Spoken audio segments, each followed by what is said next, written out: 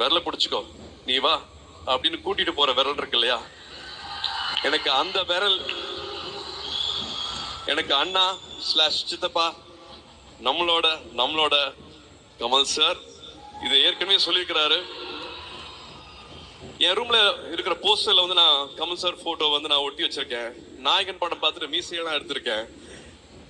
அந்த போஸ்டரை ஒட்டிட்டு எங்களுக்கு நடுவுல இப்படி ஒரு உறவு கிடைக்கும், இப்படி ஒரு பயணம் கிடைக்கும் அப்படின்னு நான் நினைச்சு பார்த்ததே கிடையாது. ரசிகர் மன்றங்களா இருந்ததை வந்து நற்பணி மன்றமா மாத்துறது வந்து அவர்தான். ஒரு கலையில வந்து சலங்கை ஒளி பண்ணிட்டு நாயகன் விருதம் பண்றாரா, தேவரமணி விருதம் பண்றாரா, காசுக்காக பண்ணவே இல்லை. அந்த கலைக்காக வந்து தன்னைத்தானே எவ்வளவு உயர்த்திக்கலாம், மற்றபடி மற்றவங்களை எப்படி இன்ஸ்பயர் பண்ணலாம் அப்படிங்கிறது மட்டுமே வந்து நான் அவர் அப்படிதான் பார்த்தேன். நான் வேற தொழில இருந்தா கூட எனக்கு அவர் தான் எனக்கு இன்ஸ்பிரேஷன் இருப்பாரு. நான் உயர்றதுக்கு, நான் வளர்றதுக்கு, நான் ஒரு இலக்கை தொடுறதுக்கு என்னைக்குமே அவர் தான் இன்ஸ்பிரேஷன் இருப்பாரு.